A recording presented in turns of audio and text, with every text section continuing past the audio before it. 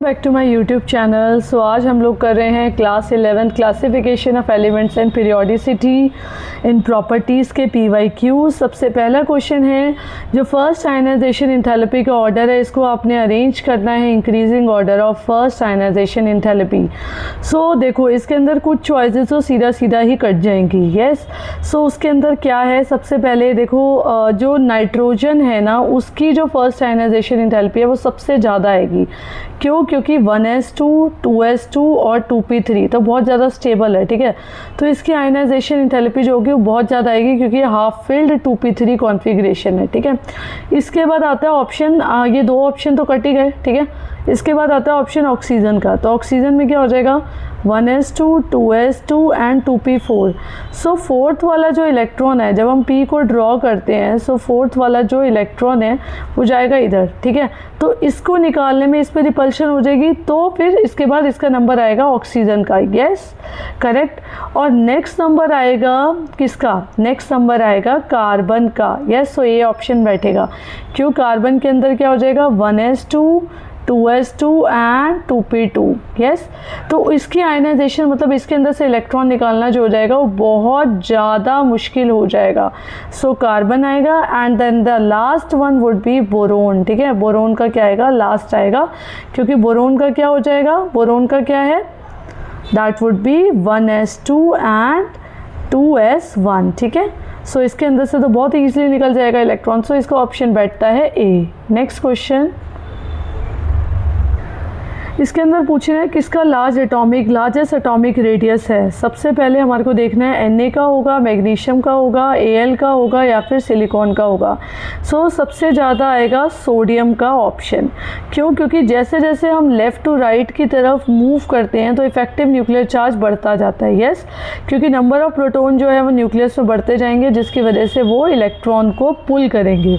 और atomic radius क्या होता जाता है, घटता जाता है। दोनों ही चीज़ें हो जाती हैं, एटॉमिक रेडियस घटता जाता है और इफेक्टिव न्यूक्लियर चार्ज जो होता है वो बढ़ता जाता है। ठीक है, तो जैसे जैसे एटॉमिक रेडियस घटेगा तो इसका मतलब तो ये आएगा कि सोडियम ही ऑप्शन है। ठीक है, यस, सोडियम एक लेफ्ट मोस्ट एलिमेंट है सीरीज के अंदर। सो इसका लार्जेस्ट एटॉमिक रेडियस होगा। नेक्स्ट क्वेश्चन पे आते हैं, कौन सा एलिमेंट ऐसा है जिसका most negative electron gain enthalpy है। तो इसके अंदर ऑप्शन बैठता है क्लोरीन का। ऐसा क्यों? क्योंकि क्लोरीन के अंदर ज़्यादा नेगेटिव इलेक्ट्रॉन इंथैल्पी है फ्लोरीन से, बिकॉज इसके अंदर लोअर इलेक्ट्रॉन का रिपल्शन हो जाएगा 3p ऑर्बिटल के अंदर। देखो फ्लोरीन वर्सेस क्लोरीन हम दो के अंदर ही ज़्यादा बैठती है। ठीक है, जो ऑप्शन बैठेगा तो फ्लोरीन और क्लोरीन में, फ्लोरीन तो बहुत ज़्यादा छोटा है, जब हम एक इलेक्ट्रॉन को ऐड करेंगे 2p के ऑर्बिटल में फ्लोरीन के, ठीक है, तो इसके अंदर बहुत ज़्यादा रिपल्शन हो जाएगा। ठीक है, और एडवांटेज क्या है क्लोरीन का, क्लोरीन के पास 3p ऑर्बिटल है, वो थोड़ी सी बड़ी है, तो उसके बाद एक्स्ट्रा स्पेस हो गया जिसकी वजह से वो इलेक्ट्रॉन को अलाउ कर देगा अंदर आना, जिसकी वजह से बहुत ही कम रिपल्शन होगा और ज़्यादा से ज़्यादा उसकी नेगेटिव इलेक्ट्रॉन गेन इंथैल्पी होगी। ठीक है, नेक्स्ट क्वेश्चन पे आते हैं। नेक्स्ट क्वेश्चन है कि बोरोन का लोअर फर्स्ट आयनाइजेशन इंथैल्पी है बेरिलियम से। सो ऐसा क्यों? क्योंकि बोरोन का जो एटॉमिक नंबर है वो कितना है, 5, और बेरिलियम का क्या है, 4। यस, तो इसकी वजह से बेरिलियम को हम कैसे लिख सकते हैं, 1s2, 2s2, और बोरोन को कैसे लिख सकते हैं, 1s2, 2s2, 2p1। सो इलेक्ट्रॉन को हम इसके अंदर से रिमूव करेंगे एक फुली कम्प्लीटली ऑर्बिटल में से, 2s में से, जो कि बहुत ज़्यादा न्यूक्लियस के पास है और बहुत ज़्यादा स्टेबल है। ठीक है, तो इसका आयनाइजेशन इंथैल्पी क्या हो जाएगा, ज़्यादा। ठीक है, और बोरोन का जो है हम 2p1 में से करेंगे, सो ये इजी हो जाएगा, तो इसका लोअर आयनाइजेशन इंथैल्पी हो जाएगा।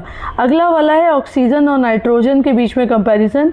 सो बच्चों नाइट्रोजन का क्या है, 1s2, 2s2 एंड 2p3। ठीक है, और ऑक्सीजन का क्या है, 1s2, 2s2 एंड 2p4।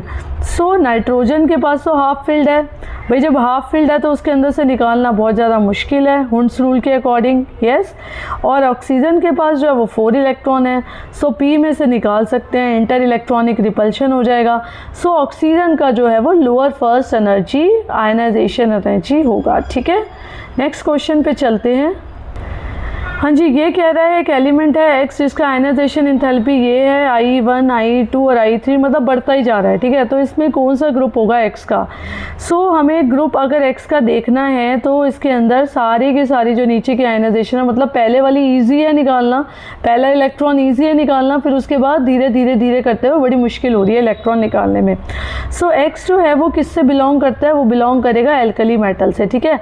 और ये एल्कली मेटल से बिलोंग करेगा तो ये कैसा वाला ऑक्साइड बनाएगा? जैसे अब X है तो वो X के ऊपर क्या हो जाएगा? ऑक्सीजन के ऊपर -2, X के ऊपर +1, क्योंकि ये क्या एल्कली मेटल से बिलोंग कर रहा है। ये बनाएगा X2O, ठीक है।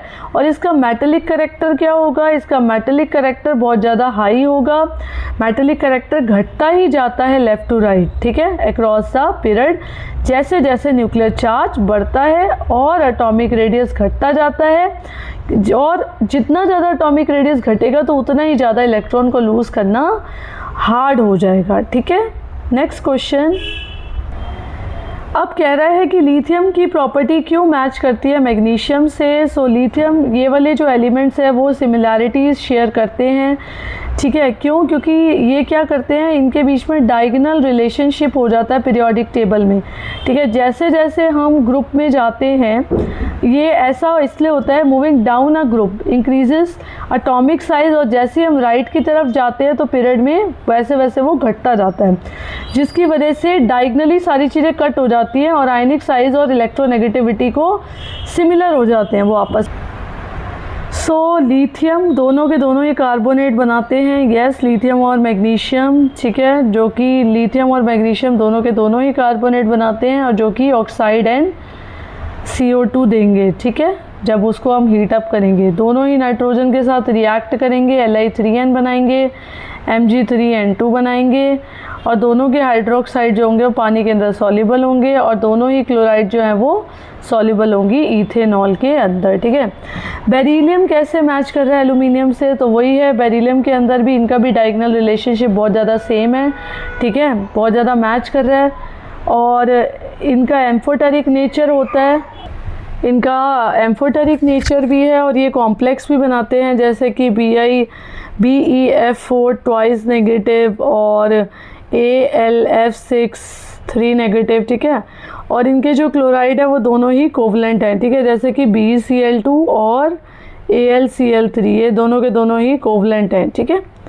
नेक्स्ट क्वेश्चन, इसमें है आपको फॉलोइंग को अरेंज करना है एटॉमिक और आयनिक साइज़ के अकॉर्डिंग, और सबके जो है वो 10 इलेक्ट्रॉन हैं। इसमें क्या हो जाएगा, Mg2+, then Na+, then F-, then O2-, ठीक है। ये सारे के सारे आइसो इलेक्ट्रॉनिक स्पीशीज़ हैं, तो आयनिक साइज़ न्यूक्लियर चार्ज पे डिपेंड करेगा। न्यूक्लियर चार्ज कैसे? जैसे जैसे नंबर ऑफ प्रोटॉन बढ़ेंगे तो पॉजिटिव चार्ज होगा वो ज़्यादा स्ट्रॉन्गर पुल लगाएगा, ठीक है। Mg2+ के अंदर 12 प्रोटॉन हैं, फिर इस पर 11 है, फिर इसमें 9 है, फिर इसमें 8 है, ठीक है। ये कह रहा है कि जैसे जैसे नंबर ऑफ प्रोटॉन बढ़ते ही जा रहे हैं तो पॉजिटिव चार्ज जो है वो ज़्यादा स्ट्रॉन्गर पुल लगा रहा है, ठीक है, 10 इलेक्ट्रॉन पे, और वो आपस में एक दूसरे को खींच रहा है, ठीक है। कैसे इंक्रीजिंग ऑर्डर हो जाएगा एटॉमिक साइज़ का? O2- का सबसे बड़ा होगा, देन F- का, देन Na+ का, देन Mg2+ का। Next question, which experiences the greatest effective nuclear charge? 3s electron in sodium, 3s electron in magnesium and 3p electron in aluminium. 3s electron magnesium के अंदर सबसे ज़्यादा greatest effective nuclear charge होगा। ऐसा क्यों? क्योंकि जो Z इफेक्टिव होता है वो एटॉमिक नंबर माइनस एक नेट पॉजिटिव चार्ज है जो कि एक्सपीरियंस होता है इलेक्ट्रॉन के through. Z-S, S is a shielding constant, ठीक है, और Z हो गया एटॉमिक नंबर, ठीक है। न्यूक्लियर चार्ज, जैसे जैसे हम Na से Mg की तरफ जाते हैं, जो हमारा नंबर ऑफ प्रोटॉन है वो बढ़ता जाता है, जिसकी वजह से पॉजिटिव पुल जो होगा वो ज़्यादा बढ़ जाएगा।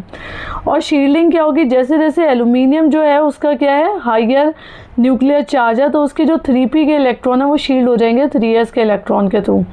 एंड बिकॉज 3s के इलेक्ट्रॉन मैग्नीशियम के ज़्यादा क्लोजर हैं तो वो कम शील्ड होंगे।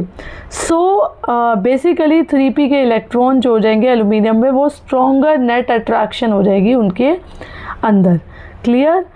इसका क्या आंसर आएगा? इसका बेसिकली आंसर है 3s electron in magnesium, that will be experiences the greatest effective nuclear charge. Next question.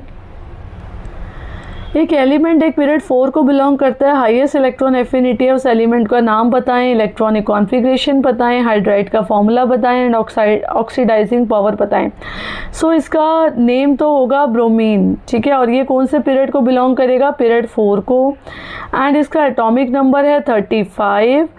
और 35 को आप कैसे तोड़ के लिखेंगे, अगर मैं आर्गन से भी स्टार्ट करती हूँ, argon 3d10, argon 3d10 4s2 4p5, ठीक है, और इसका हाइड्राइड का फॉर्मूला हो जाएगा, क्योंकि ग्रुप 17 का है ना, तो हाइड्राइड क्या है H+ और ये Br-, सो इसका फॉर्मूला हो जाएगा HBr. और ऑक्सीडाइजिंग पावर क्या हो जाएगी, Cl2 एक स्ट्रॉन्गर ऑक्सीडाइजिंग एजेंट है than as comparison to bromine. Okay, so group 17 के अंदर ऑक्सीडाइजिंग पावर जो हो जाती है वो घटती जाती है जैसे जैसे हम ग्रुप में जाते हैं. क्यों, क्योंकि फ्लोरीन और क्लोरीन के तो दोनों के स्मॉल एटॉमिक रेडियस है और हायर इलेक्ट्रोनेगेटिविटी है, तो जिसकी वजह से वो ज़्यादा से ज़्यादा इलेक्ट्रॉन को गेन करने के लिए मजबूर कर देता है, लेकिन ब्रोमीन नहीं करता, ब्रोमीन का साइज़ बड़ा है, ठीक है. Next question. Why is gallium less metallic than expected despite below aluminium in the same group? So gallium less metallic है, ऐसा क्यों, क्योंकि D ब्लॉक के कॉन्ट्रैक्शन के कारण. ये बहुत इंपॉर्टेंट क्वेश्चन है, कॉन्ट्रैक्शन ऑफ D ब्लॉक, ठीक है, सो ये इंपॉर्टेंट है. इसका इलेक्ट्रॉनिक कॉन्फ़िगरेशन क्या होता है, देखिए एल्यूमिनियम क्या करता है, फॉलो करता है the filling of the 2p sub shell, whereas जो गैलियम होता है उसके अंदर 3d सीरीज आ जाती है, ठीक है. सो पुअर शील्डिंग हो गई. यस, ये पूछ रहा है क्यों गैलियम जो है वो लेस मेटेलिक है एल्यूमिनियम से. एक तो सबसे ज़्यादा इसके अंदर पुअर शील्डिंग हो गई d इलेक्ट्रॉन की, ठीक है. नेक्स्ट है कि इसके अंदर इंक्रीज इफेक्टिव न्यूक्लियर चार्ज हो गया, क्योंकि शील्डिंग पुअर है. सो 31 प्रोटॉन्स जो होते हैं गैलियम के न्यूक्लियस के अंदर, वो जो भी प्रोटॉन होगा इसका, ठीक है, वो बहुत ज़्यादा स्ट्रॉन्गर पुल लगाएगा, जिसकी वजह से जब पुल लगा रहा है सो एटॉमिक रेडियस छोटा होता गया और वो आयनाइजेशन एनर्जी को बढ़ा देगा, ठीक है. एटॉमिक रेडियस तो छोटा होता गया लेकिन वो आयनाइजेशन एनर्जी जो होती है वो बढ़ती गई, जिसकी वजह से क्या हो गया, वो लेस इलेक्ट्रोपॉजिटिव हो गया और लेस मेटेलिक हो गया. कौन, गैलियम, ठीक है, क्योंकि डी ब्लॉक का कॉन्ट्रैक्शन लग रहा है. बेटा इसका मेन आंसर यही है, डी ब्लॉक का कॉन्ट्रैक्शन. अगर मेरी वीडियो समझ में आ गई है सो मेरे चैनल को सब्सक्राइब करना है. हर सैटरडे संडे को वीडियो मिलेगी. ये थोड़ी सी लेट अपडेट हुई है, वीडियो अपलोड मैंने लेट करी है, पहले ही बना ली थी, ठीक है, लेकिन अगर आपको ये क्लियर हो रही है, ठीक है, सो सैटरडे को आपको 11th की एंड संडे को आपको 12th की केमिस्ट्री की PYQs मिलेंगे, ठीक है. सो आपको देखना है, मेरे चैनल को सब्सक्राइब करना है, लाइक करनी है वीडियो, और thanks for watching this video. Yes, okay, bye.